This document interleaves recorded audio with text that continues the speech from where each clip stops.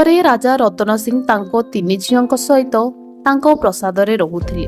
ସେ ତାଙ୍କ ତିନି ଝିଅଙ୍କୁ ବହୁତ ଭଲ ପାଉଥିଲେ ଏବଂ ତାଙ୍କ ତିନି ଝିଅଙ୍କୁ ସମାନ ଭାବରେ ଭଲ ପାଉଥିଲେ। ରାଜାଙ୍କର ତିନି ଝିଅ ପରସ୍ପର ଠାରୁ ସମ୍ପୂର୍ଣ୍ଣ ଭିନ୍ନ ଥିଲେ। ବଡ଼ ଝିଅ ମାନିନୀ ବହୁତ ଚତୁର ଥିଲେ। ସେ ମହଲର ସବୁ ହିସାବ ରଖୁଥିଲେ। ମାନିନୀଙ୍କ ନାଁ ଶୁଣିବା ମାତ୍ରେ ସମସ୍ତେ ଥରି ଯାଉଥିଲେ। ରାଜାଙ୍କର ଦ୍ୱିତୀୟ ଝିଅ ସୁରେଖା। ସୁରେଖା ଦେଖିବାକୁ ବହୁତ ସୁନ୍ଦର ଥିଲା। ତାକୁ ନୂଆ ପୋଷାକ ପିନ୍ଧିବାକୁ ବହୁତ ଭଲ ଲାଗୁଥିଲା। ଆଉ ରାଜାଙ୍କ ସାନ ଝିଅର ନାମ କଲ୍ୟାଣୀ। କଲ୍ୟାଣୀ ବହୁତ ସରଳ ଥିଲା। ସେ ସବୁବେଳେ ଅନ୍ୟମାନଙ୍କୁ ସାହାଯ୍ୟ କରୁଥିଲା।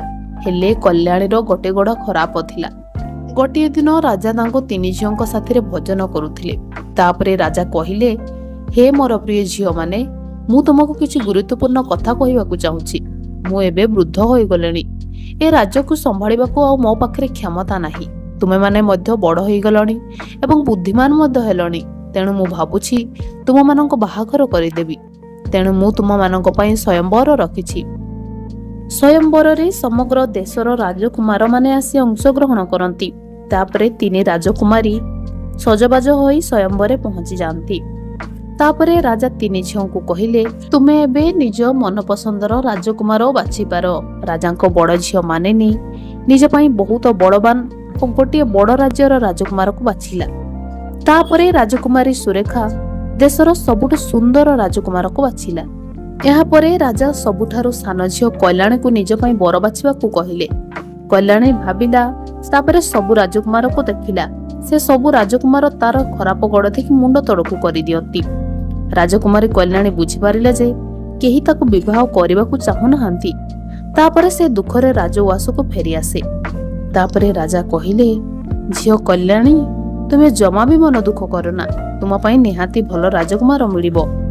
କେହି ନା କେହି ତୁମକୁ ନିହାତି ବିବାହ କରିବେ। ତାପରେ ରାଜକୁମାରୀ କଲ୍ୟାଣୀ କହିଲା, ମୁଁ ଦୁଃଖ କରୁନି ବାବା, ମୁଁ ମୋ ଦୁଇ ଭଉଣୀ ପାଇଁ ବହୁତ ଖୁସି ଅଛି।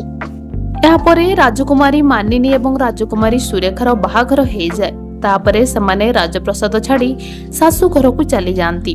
ତାପରେ ପ୍ରାସାଦରେ ଏବେ ରାଜା ଏବଂ ତାଙ୍କ ସାନ ଝିଅ କଲ୍ୟାଣୀ ରହିଯାଆନ୍ତି। ଦିନେ କଲ୍ୟାଣୀ ସବୁଦିନ ପରି ଜଙ୍ଗଲକୁ ବୁଲିବାକୁ ଯାଏ। ସେ ଦେଖିଲା ଯେ ନଦୀ କୂଳରେ ଜଣେ ମେଷପାଳକକୁ, ଯିଏ ଗୋଟିଏ ଠେକୁଆକୁ ପାଣି ପିଉଥିଲା। ତାପରେ ରାଜକୁମାରୀ କଲ୍ୟାଣୀ ପାଖକୁ ଯାଇ କହିଲା, ଆରେ ଇଏ କଣ ଯେ? ଏଇ ଠେକୁଆକୁ ସତରେ ବହୁତ ଆଘାତ ଲାଗିଛି। ତାପରେ ମେଷପାଳକ କହିଲା, ହଁ କେଜାଣି କେମିତି ହେଲେ, ତମେ କିଏ? ତମେ ପୁଣି ଜଙ୍ଗଲରେ ବୁଲୁଛ? ତାପରେ ରାଜକୁମାରୀ କହିଲା, ମୋ ନାମ କଲ୍ୟାଣୀ।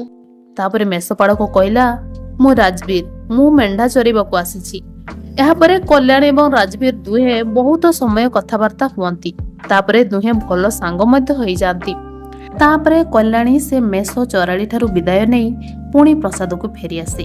ତାପରେ ସେ ଆସି ଦେଖେ ତ ତା ଦୁଇ ଭଉଣୀ ଆସି ତା ବାପା ପାଖରେ ଥାଆନ୍ତି। ତାଙ୍କ ବାପାଙ୍କ ଦେହ ବହୁତ ଖରାପ ହେଇଯାଇଥାଏ।